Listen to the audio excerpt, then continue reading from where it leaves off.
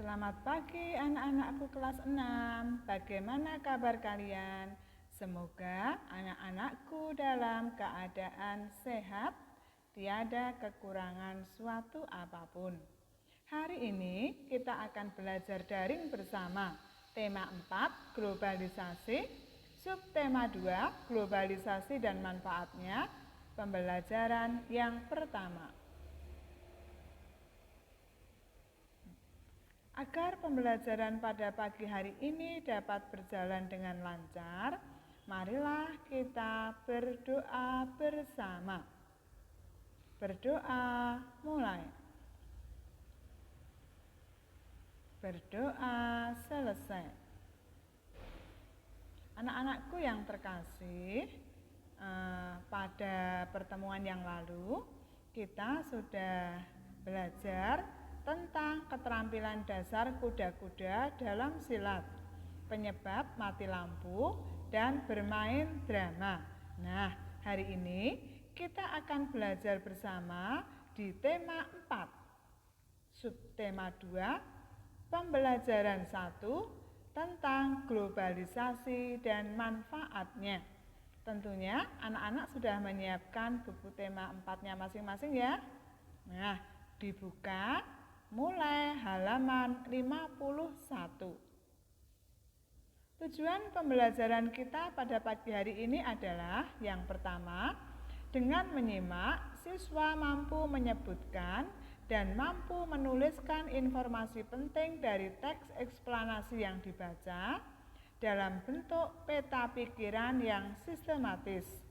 Kedua, dengan mencari dan mengolah informasi, siswa mampu menjelaskan dan menyajikan peran Indonesia dalam berbagai bentuk kerjasama di bidang politik dalam lingkup ASEAN dengan sistematis. 3. Dengan percobaan, siswa mampu menjelaskan cara menghemat energi listrik dengan tepat dan mampu menyajikan hasil percobaan dengan sistematis. Perhatikan teks bacaan yang berjudul Bahasa Indonesia dinilai layak jadi bahasa ASEAN. Bahasa Indonesia dinilai layak menjadi bahasa ASEAN karena merupakan bahasa dari negara dengan penduduk yang besar. Bahasa Indonesia berasal dari negara dengan penduduk sekitar 250 juta. Seharusnya bisa menjadi bahasa ASEAN. Demikian kata guru besar tentang bidang linguistik Universitas Mataram, Profesor Dr. Maksun MS, di gelar wicara internasionalisasi bahasa Indonesia di Universitas Mataram Negeri Jakarta hari Kamis. Menurut Maksun, bahasa Indonesia memang hanya memiliki 90.000 kosakata, tetapi mempunyai strategi gramatikal untuk menciptakan kata baru, sehingga bahasa Indonesia merupakan bahasa yang kaya. Misalnya, dari kata hati banyak dikembangkan menjadi mata hati, jatuh hati, patah hati, dan lainnya. Atau dari kata anak berkembang lagi menjadi peranaan, kekanaan, kanak-kanak, dan sebagainya. Demikian jelas Maksun. Pada kesempatan yang sama, budayawan Indonesia Frans Magnis Suseno atau akrab disapa Romo Magnis menilai bahasa Indonesia layak menjadi bahasa global. Dalam bahasa Indonesia, kita bisa ungkap apa saja. Jadi masuk akal kalau bahasa Indonesia diakui di ASEAN. Bahasa Indonesia itu sempurna, tidak kaku dan bisa berkembang, ujarnya. Oleh sebab itu, ia menyayangkan semakin banyak generasi saat ini yang merasa lebih percaya diri menggunakan bahasa Inggris sebagai bahasa utama ketimbang menggunakan bahasa Indonesia. Bagi saya mengherankan orang Indonesia pakai bahasa Inggris di rumah. Kemampuan bahasa Inggris cukup dipelajari sebaik mungkin sebagai bahasa asing. Saya dukung orang kita bisa bahasa asing, bisa maju. Tetapi kalau bahasa Indonesianya sebagai bahasa ibu di kami, rasanya kosong karena tidak menyentuh hati. Demikian penjelasan Romo Magnis yang belajar bahasa Indonesia sejak tahun 1962.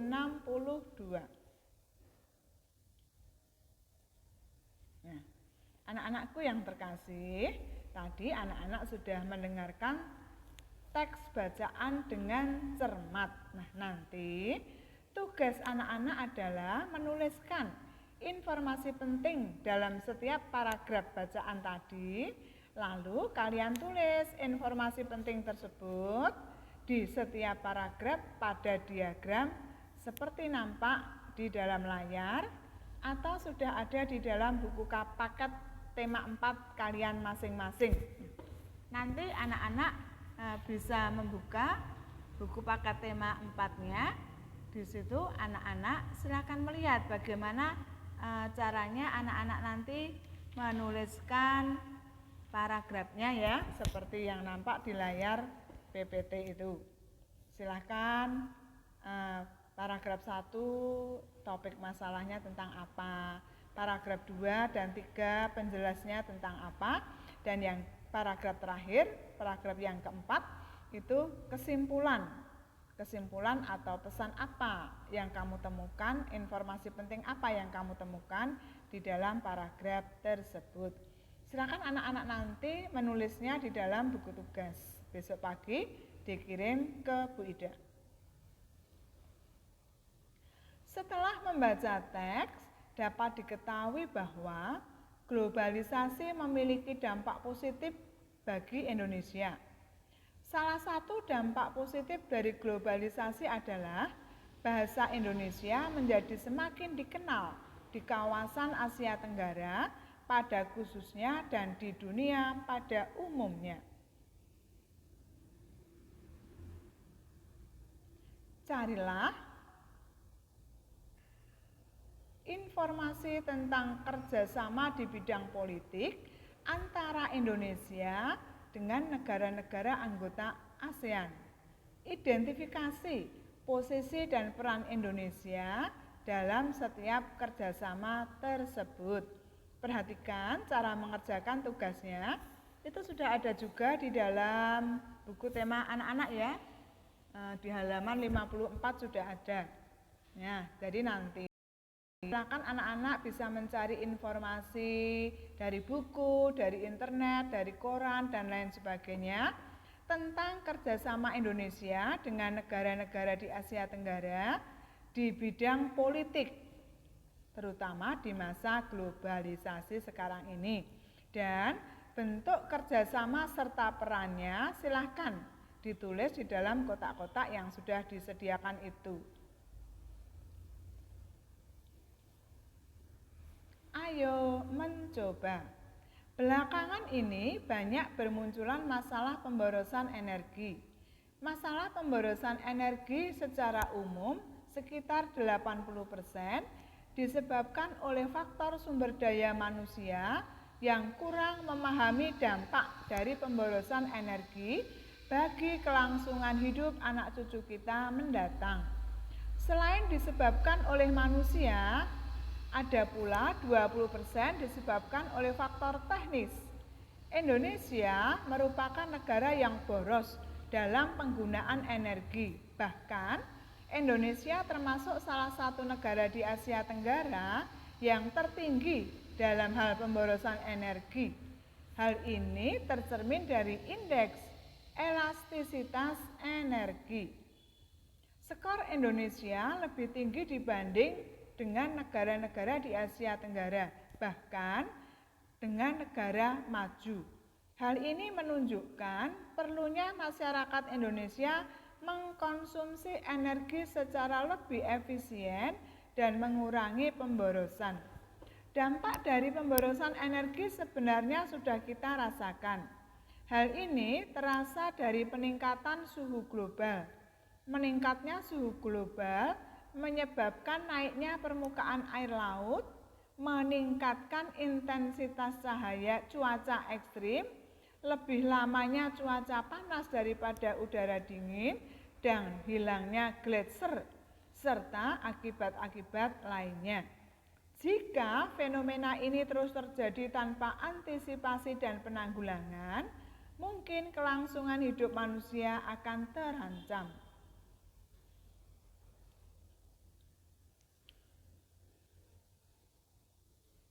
Anak-anakku yang terkasih, sebenarnya kita sebagai masyarakat Indonesia mulai sekarang harus memiliki sikap hemat energi. Bagaimana ya caranya kita hemat energi? Ayo kita lakukan percobaan sederhana seperti yang ada terlihat di bawah ini atau juga ada di dalam buku tema. Nah, lakukan percobaan dengan memperhatikan keselamatan kerja. Alat dan bahan yang kita butuhkan: satu buah lampu bolam 5 watt, 2 satu buah lampu LED 5 watt, 3 satu buah lampu neon 5 watt, 4 satu buah dudukan lampu, 5 beberapa buah baterai 1,5 volt, 6 setengah meter kabel, 7 gunting, 8 isolasi, 9 satu kotak kardus bekas mie instan. Langkah percobaannya: pertama, buatlah satu rangkaian lampu sederhana seri. Letakkan dudukan lampu di bagian dalam kardus. Kedua, pasang ketiga jenis lampu tersebut secara bergantian di dalam kardus. 3, amati kualitas terangnya cahaya dari ketiga jenis lampu tersebut. Kemudian setelah anak-anak mengamati dan percobaan tadi, anak-anak bisa menjawab pertanyaan dan mengisi laporan. Buatlah laporan dari percobaan, di mana percobaan tadi tujuannya membuktikan lampu hemat energi yang sudah kamu lakukan. Anak-anakku yang terkasih, hari ini kita sudah belajar tentang peta pikiran setelah kita membaca teks eksplanasi. Kemudian kita juga sudah belajar tentang peran Indonesia dalam hubungan kerjasama dengan negara di Asia Tenggara. Dan yang ketiga, kita sudah belajar membuat percobaan listrik sederhana untuk mengetahui cara menghemat listrik. Refleksi, silahkan anak-anak melihat ke dalam dirinya masing-masing. Mengingat kembali, merefleksikan apa yang telah kita lakukan selama pembelajaran ini. Apakah yang sudah kita pelajari hari ini? Apakah kamu telah melakukan kebiasaan hidup hemat listrik? Apa rencanamu untuk menjadi lebih baik? Silahkan anak-anak melihat ke dalam dirinya sendiri, merefleksikan apa yang akan dilakukan dan yang telah dilakukan. Aksi kita pada hari ini, mulai sekarang, mari kita melakukan pembiasaan untuk melakukan penghematan energi listrik. Anak-anakku yang terkasih, pembelajaran hari ini cukup sampai di sini. Pada pertemuan yang akan datang, kita akan belajar mengenai pentingnya sikap kerja keras dalam keberagaman ekonomi, potensi usaha, menemukan volume kubus, mengidentifikasi memberikan penilaian poster atau reklame. Sebelum kita mengakhiri pembelajaran pada pagi hari ini, marilah kita berdoa bersama sebagai ucapan syukur karena kita sudah belajar dengan lancar. Semoga apa yang kita peroleh bisa menjadikan berkat bagi kita di hari-hari yang akan datang dan masa depan anak-anak. Berdoa mulai. Berdoa selesai. Terima kasih atas kerjasamanya pada pagi hari ini. Selamat mengerjakan tugas, selamat belajar. Tuhan memberkati. Amin.